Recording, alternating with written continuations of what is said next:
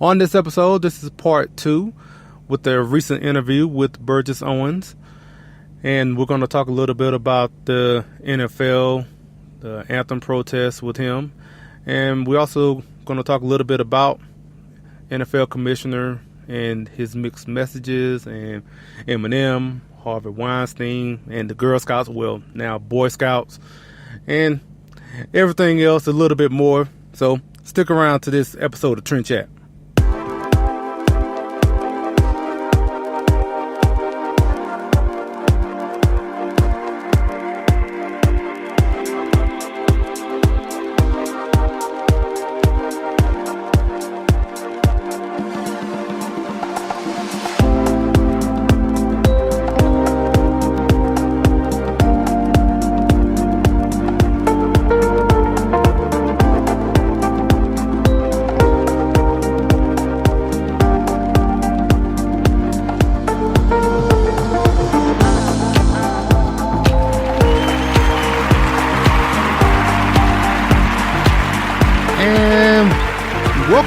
Welcome everybody to another episode of Trend Chat. I'm your host Brian Bledsoe, and if you want to connect with us, whether on Facebook, Instagram, or Twitter, it's all the same name, Trend Chat 24/7. And I write for politichicks.com. If you want to read some of my articles, just go to politichicks.com/author/Brian Bledsoe. And just to say right now, we are broadcasting from Billings, Montana today, and it's early in the morning right now. So this is kind of like your morning wake up for this episode, at least when it's going to get released. And yeah, I've been to Montana before. I think when I mentioned on the last podcast, I went through North Dakota, which was the first time I've been in North Dakota. So I've been to all 48 continuous states. So maybe one day I'll get to Alaska and Hawaii. But so I'm out here, and I don't know. For me, I don't have much coverage out here as far as cell, as far as my cellular data. So that, anyway, I'm gonna leave from here after I finish this recording, and then head on over to Washington State. And don't know, it depends on when the next episode is recorded. I might probably be back in Montana by the time I record again, either next Tuesday or Thursday. So I also want to mention, before I really get into all this, that I will be speaking at the Republican Women of Arlington fundraiser on October 20th with the Politichicks, and I was invited to speak for a couple of minutes. So I actually have put together my speech in a way, and like I said on the last episode, I'm excited. A little nervous, because I just never done it before, but I'm more excited, and because one, I already know what I'm going to talk about as far as how I'm going to frame it and all that. And so hopefully I get a chance to get it recorded and play it on here. So that just depends on how I'm able to get things set up, or if I can get someone at the facility to maybe do something. I don't know, but we'll definitely find out on the day of if I'm able to get a recording of it, if anything, get a video of it and then just play the audio. But definitely, if you're in the Dallas-Fort Worth area and want to come out and support the Republican Women of Arlington, especially, and meet the Politichicks. It'll be Anne-Marie Morrell and Morgan Brittany there. And if you want to hear me speak, if you want to do that, I definitely would encourage to check out the fundraiser, which I will be posting on my pages to so everyone can see. So actually on the list that I went through before we get to our interview with Burgess Owens, I'm probably not going to really harp on all of these too much. I'm just going to kind of touch on them a little bit, especially with the kind of recent news that the Boy Scouts are now going to allow girls in the Boy Scouts. I mean, I guess because being in the Girl Scouts wasn't enough, so they just had to let them join the Boy Scouts. But so it's just a continuing trend as far as kind of just destroying one of the, long-lasting institutions, and as far as the Boy Scouts. And this is basically just going to breed nothing but trouble. The Boy Scouts are definitely just kowtowing to the liberal agenda of wanting to be all-inclusive, even though it is the Boy Scouts. But, well, there are other organizations, as far as if you're looking for some sort of organization to help out young boys as far as learning different skills. And there are other organizations other than the Boy Scouts out there, and I'm guessing the people who are not too happy about this decision will definitely be looking elsewhere. And that's it. Like I said, I'm not going to really harp on all these. Now, NFL Commissioner Roger Goodell, there was a story that came out that, I guess it was a memo that went out that saying the players should stand, that he feel like everyone should stand for the national anthem, which obviously was news, because it kind of seems like that is going to be a shift as far as having the players to stand for the anthem. But unsurprisingly, the next day the commissioner wanted to clarify, which I can understand, because it's not like in the memo he was saying this is going to be a policy change, this is a rule change. So I understand, but he definitely wanted to make it clear, look, we're not changing anything. Also, because if they are going to do any real change to the policy, it will have to be negotiated by, with the players union. So it's not surprising that he wanted to make that clarification. But I don't see any requirement for the players to stand. I don't see that ever happening. I can't say ever, but given that the fact that you have to negotiate something like that in the, I guess you can call it the rule of conduct, for one, I don't see the players union ever agreeing to that, unless the owners give up something really big in exchange for it, in which I don't think these owners are that adamant as far as wanting to have the players stand. I don't know, as much as maybe you're hearing from Jerry Jones as far as what he want the players to stand, and Stephen Ross, the owner of the Miami Dolphins, I think all of this is they're just trying to have their cake and eat it too. So they're trying to appeal to the people who are not watching the NFL because of the anthem protests, and trying to put this out there. But I honestly don't think they're so worked up about it themselves. They're just kind of looking at the bottom line of it all, as far as just trying to please everybody in a way. And they're kind of getting to the point that where they seem like business might be going down because of it. So they want to flip around and say, well, now we want them to stand. So, but the thing about it is that when this all started,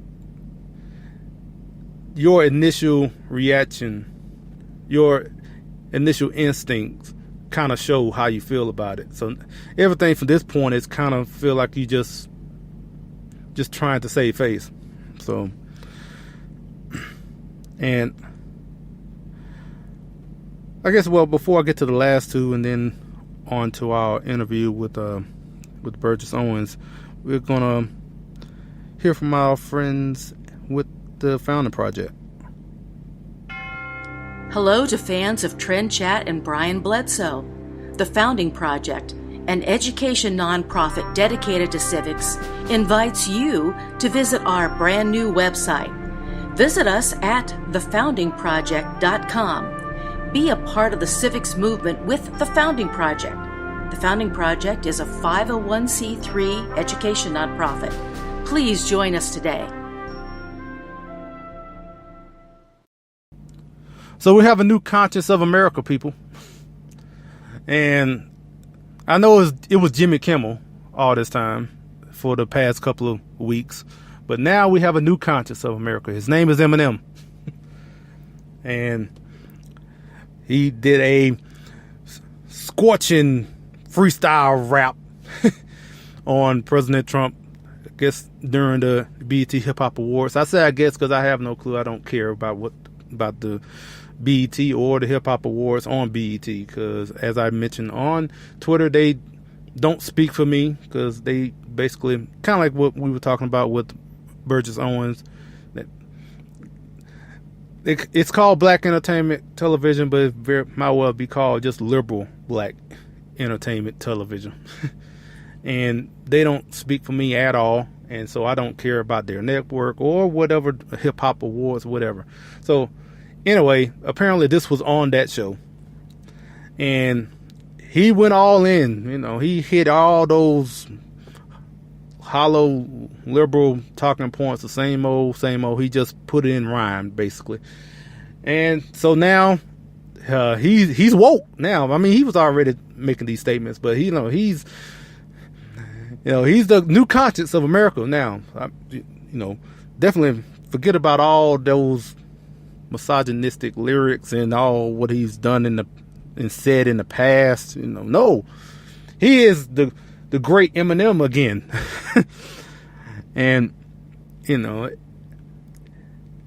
like I said, it just feels like this mantle of the conscience of America, especially, basically it's the conscience of liberal America, but they want to, especially in the media, want to hail all these new critics and people who are so outspoken about this terrible President Trump. So, and like I said, all the lyrics he's had in it over his career, but now he's the man now, because he's criticizing, he's speaking truth to power. That Eminem, that's right, you get him.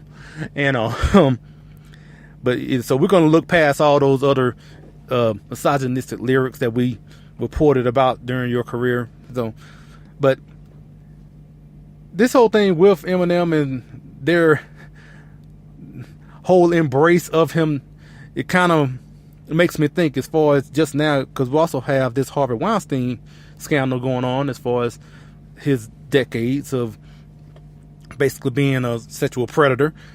And hearing this, seeing how the liberals are just fawning over Eminem, it kind of makes me see, as far as this Harvey Weinstein deal, it's kind of making it seem, hey, Harvey, don't worry about it. You can basically do all of this sexual debauchery, but as long as you are really critical of President Trump, all will be forgiven. So I think he mentioned that he's going to do a movie about the Trump administration or something like that, and I'm pretty sure that's going to get rave reviews, and all of this stuff about him being a sexual predator, and that's old news. He's talking truth to power. He's talking about President Trump, so of course he's doing his good deed. He's paying his penance for all the horrible things he's done in the past.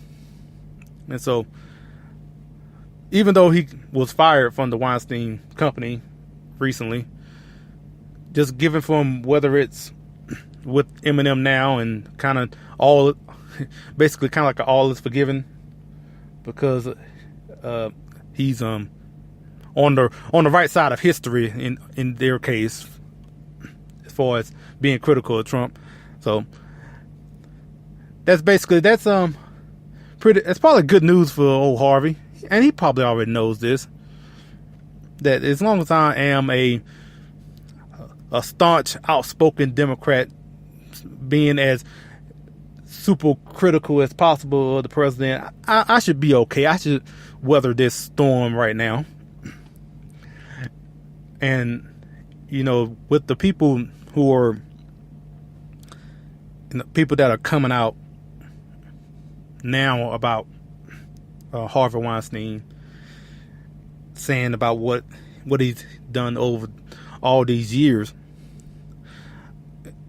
I want people to kind of realize that a lot of these people are just now coming out after, like I said, decades of him doing all these, sexual, just misdeeds and horrible, like sexual harassment, sexual assault in some of these cases, and now the people are coming out wanting to speak out about Harvey Weinstein pretty much after they have established a pretty good career now.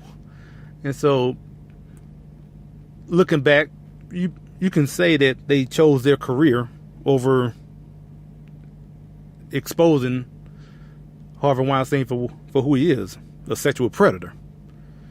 But, I've gotten past that point. That whoever these celebrities are that are wanting to speak out now, they're like, well, I've gotten to the level to where I won't be blackballed, or won't be my career won't be as affected if I speak out now. So real good courage there, guys. Yeah, y'all some courageous warriors, you guys. I mean, I am glad they are speaking out now, but I don't see them as so courageous as they could have been. So that's my, I guess, my list of things that have been going on, and just wanted to get those out. So before we get to our interview that we did this week with Burgess Owens, here is another word from the Founding Project. Hello, Trend Chat fans. The Founding Project invites you to experience our latest resource to take civics to citizens, TFP's new website. Visit us at www.thefoundingproject.com. Be a part of the civics movement with the Founding Project. The Founding Project is a 501c3 education nonprofit. Join us today. So on Tuesday, we played part one of our interview, which was a never before there interview from last year, before I even did Trend Chat, that was for Politichicks, with Burgess Owens talking about his new book, Liberalism, or How to Turn Good Men into Whiners, Weenies, and Wimps. And it's been over a year now, and I got a chance to speak with him at CPAC this year on Trend Chat, which was my first interview on this podcast. And we've kind of kept in touch, and if you've been on Fox News, you probably have seen him on there as commenting on these anthem protests and other issues. So glad we got a chance to catch up with him again, and here's our interview with Mr. Owens. We are here at part two. We're glad to have Super Bowl champion Burgess Owens with us. How you doing? Brian, I'm doing great, and I'm looking forward to our conversation. Big time. We played the interview from last year. At that time, your book was not out yet. And now a year has passed. over a year has passed, and now you've been on Fox News and everything, and at CPAC, where I saw you again and interviewed you for the first time on my podcast at that time. So how's everything going? How's the book going? Everything is going great, and I tell you, Brian, this is such a great time for America. Right now, we're going through this issue with kneeling during the salute of our flag, and it just so happens that the book that I wrote last year, Liberalism: How to Turn Good Men into Whiners, Weenies, and Wimps, is just very relevant because it talks about what we've done together as a country, all our races together. It also talks about the real enemies we have, which is not based around color or religion. It's based on the ideology of socialism and Marxism. So because it's so relevant, it's been a really good opportunity to talk. And I look forward to sharing with your audience my thoughts on the kneeling, because that is a sign of where the left thought they were, but the bridge too far. And I'm just so proud of Americans. We'll talk about that as we get into it. But things are going well, and I'm excited about being part of this conversation. It's great that, you and I have kind of gone back from the very beginning, buddy. It's kind of nice to be able to look back a year and a half later and just see just how far we've come with the new elections and president and our country coming back strong. So anyway, I look forward to chatting a little bit more about those parts of it for sure.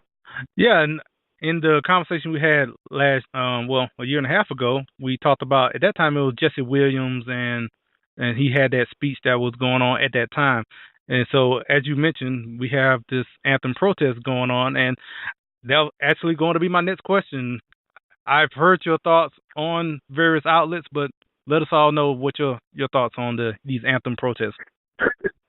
Okay. Well, what we have to understand, and this is so important to recognize, that the fight we're fighting for the heart and soul of our country. We've been a country that's based on Judeo-Christian values, which allows us to be the light of the world, to be very open and tolerant of all our differences. But we have an ideology of socialists and Marxists who feel exactly the opposite. They hate our God. They hate the fact that we can be together and not divided. So it's been a progressive process in which they start off at taking God out of the school back in the 1940s. They then start taking God out of the Pledge of Allegiance. Then they took Pledge of Allegiance out of the school system. And now they're trying to take our pride in the country off of the football field. So what I'm proud of, very much so, is that Americans have stood up and said, no, that's not going to happen. We have a president who drew a red line, unlike the last president. So we're going to respect our country. We're not going to stand for this progressive mess. And if you don't like it, we'll stop coming to your games. So the NFL, which is a part of the problem, because there's a word I just found out recently. It's called crony corporatism.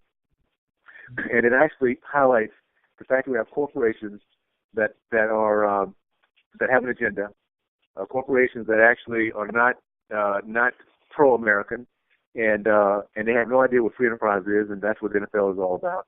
So the guys that actually are driving an agenda, and now we have a chance to stand up against it. So I'm proud that we stood up.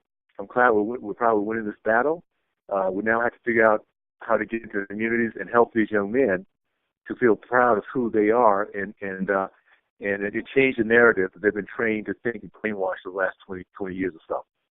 Yeah, and actually I came across something today mentioning that Roger Goodell is actually now saying that everyone should stand for the national anthem, and you have owners like Jerry Jones and the owner of the Miami Dolphins who are now telling their teams to stand. So I'm guessing there is some change that is coming out of people that have voiced their displeasure over these protests. It's called free enterprise, my friend, free enterprise. And these guys were so arrogant, and they felt they had so much power and so much, so people loved them so much that we were going to put up with it, and we showed them that we're not. We stopped looking at it. We stopped buying tickets. We stopped burning jerseys. We're now talking about the fact that we're behind the scene, which is Marxists and socialists, and what they've been doing to our kids. So it's been a great opportunity to open up a narrative, a conversation that we never would have had before. But in terms of the NFL, they do what liberals do. Those guys are bullies and cowards, and once you stand up to them and you fight them, you take dollars out of their pocket, they will acquiesce. The thing we have to also remember, though, Brian, is this is one battle. Progressives don't stop. They have a long game, intergenerational game what they've done to the black race is an example of it. And let me just share this with you real quickly, audience, just so they will know there's a baseline. When I talk about resurrection of my race, it's because I grew up in a very successful, productive, patriotic, Christian-based, segregated community.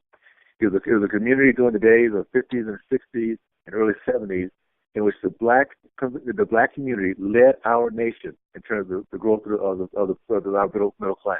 Over 40% of black Americans were part of that middle class because it was a segregated community, and all the dollars stayed there. And that's where you had a lot of business owners. We had the highest percentage of men committed to marriage. Over 70% of our black men were committed fathers and husbands to their family. We now have 70% of those who had abandoned their family and their kids. We had a percentage of 40% of black of entrepreneurs. Now it's down to 3.8%. So when I talk about resurrection, I mean I know what it is to be successful. I grew up in a community that they told me, dream big, you can overcome anything. The way you beat racism, and at that time it was institutional racism, you did money. Well, now we're talking having that conversation, thank goodness, for the leftists who were so arrogant that they thought they can take away our proud country. And America stood up against them, and the president drew a red line and said, nope, that's not going to happen. And so we're going to change the narrative and start exposing these people who they really are. You know, I've heard you mention about Marxism and socialism in the black community. And just want you to, I guess, speak a little bit more on what you mean about that. Okay. Well, we have to understand that there's good and evil in this world. The best in the world has come from a country that built its foundation on Judeo-Christian values. We build our country on the fact that though we're not perfect, we worship a God that is, and we worship it differently. But in the process of doing that, we learn over time to look at each other inside out, not outside in. Therefore, every single generation from the beginning of our country has gotten better by accepting others, by tolerance, by learning to serve. We do it best. We give more because we have a God in heaven that we feel we're blessed. We know we're special because of it. Not a special country. We just worship Him more than in a way that no other country has before. So therefore, we've been blessed by Him. There's another side of it. The atheists, the ones who hate God, those who hate the idea that people can like each other, that they can accept each other. They're the Marxists. They believe in there's a special class of people, that they are part of a special class. They're called elitists. And they will take care of the rest of us, dependents.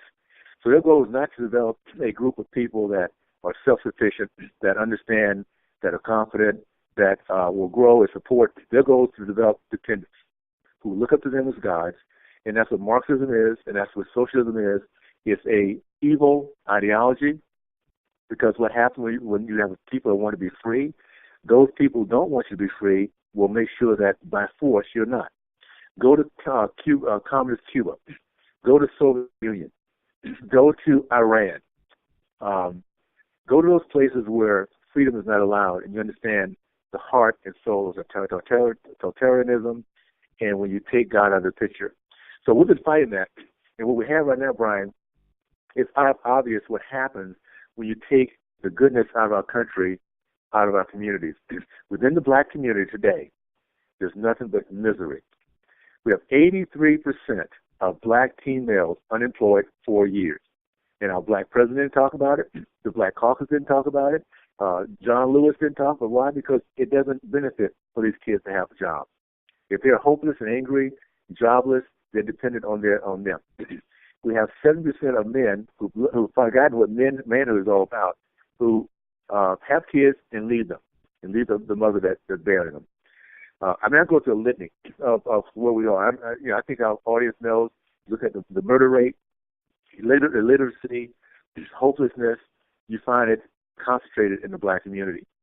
So that's what Marxism looks like, and we need to understand, because we're not being taught in our school system what it is. So we need to understand it. I don't know if I said this earlier, but I'm going to repeat it if I did.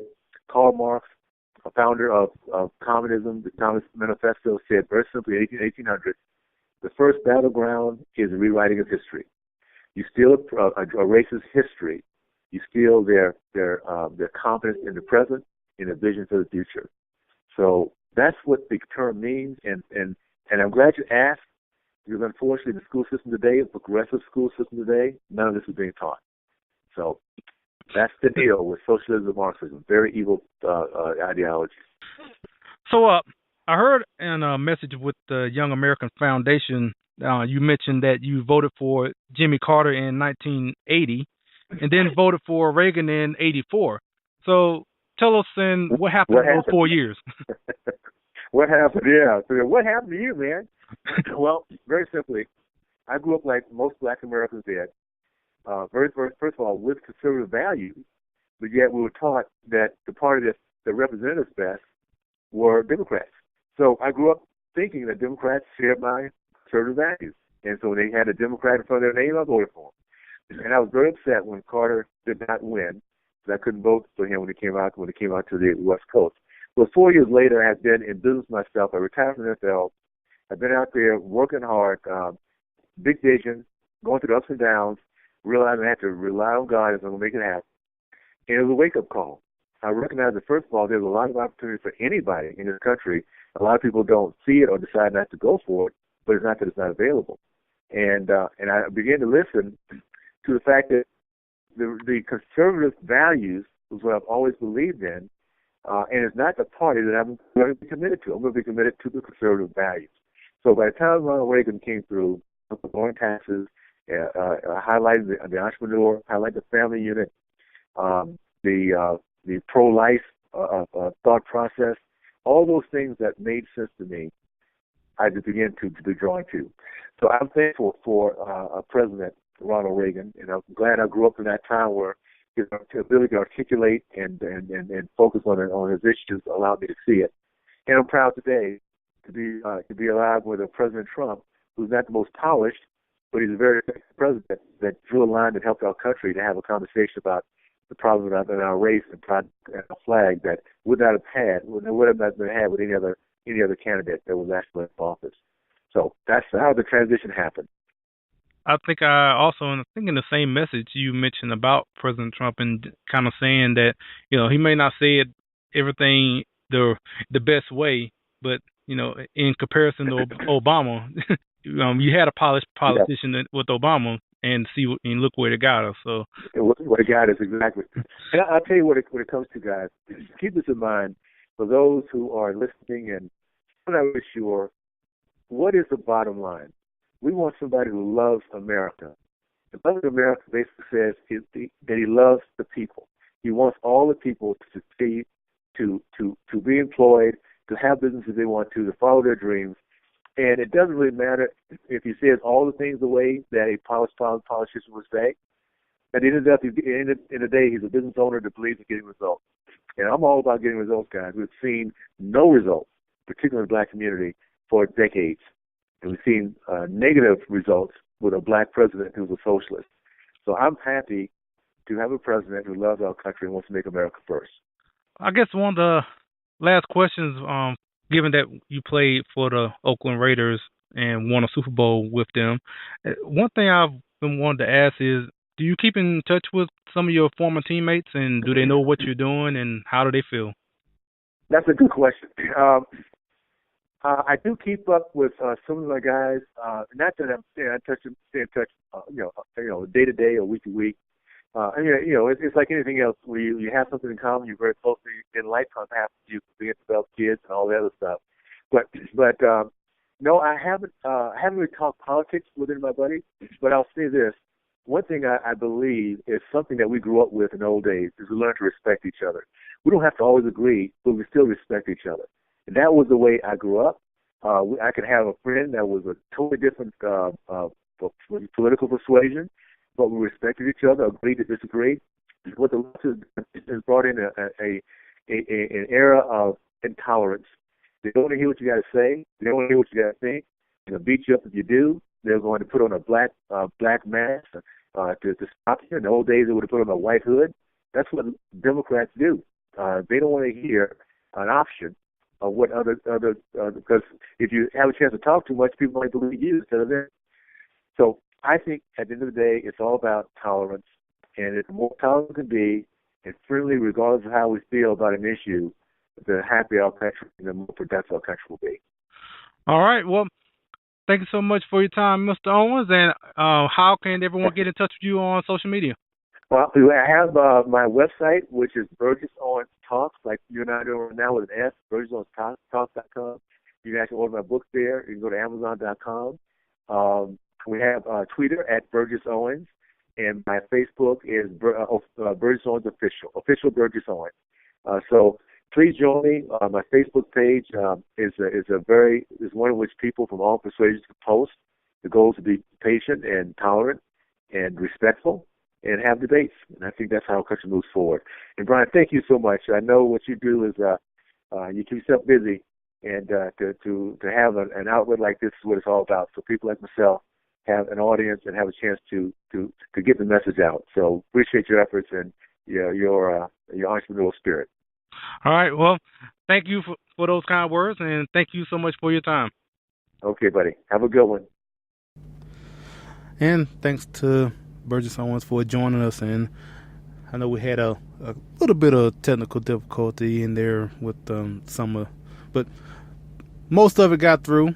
So hopefully it didn't take away too much from the interview. But yes, like I said, thanks to Burgess Owens for joining us, and also thank you for listening. And just want to say, whether Facebook, Instagram, Twitter, Trent Chat 24/7, and we are available on iTunes, Google Play, and iHeartRadio. And I definitely appreciate Spreaker for the opportunity to use this platform to do this podcast. And so I don't think I say it all the time, mainly because I just don't feel like wanting to like I'm want to beg you to do something, whoever's listening. But I do want to say, if you like it, share it, tell your friends, and share it as much as possible, really. And I appreciate everyone who is listening now. And if you want to, I guess, get the word out about this podcast, we definitely would appreciate it. Appreciate all the feedback that we can get. And yeah, we definitely appreciate everything so far, and just looking to continue on. So all that being said, we will be back next week. Really don't know where we're going to be going, but as I've said many times before, content is really no problem, because there's always something going on. There's always something to talk about. So I'm pretty sure something will be happening that I will have something to speak on. And whoever we may have on, I'm also will be kind of getting prepared to do this this speech at the Republican Women of Arlington fundraiser, and just gonna I guess practice in a way. All that just it's pretty cool. And like I said, I definitely appreciate the Republican Women of Arlington for inviting me to speak. So all that's going to be going on next week, and whether it's on Tuesday or Thursday, I'm pretty sure we'll be back at least for one episode. So all that being said, again, thanks for listening, and until I almost said tomorrow. Until next week, we'll chat with you later.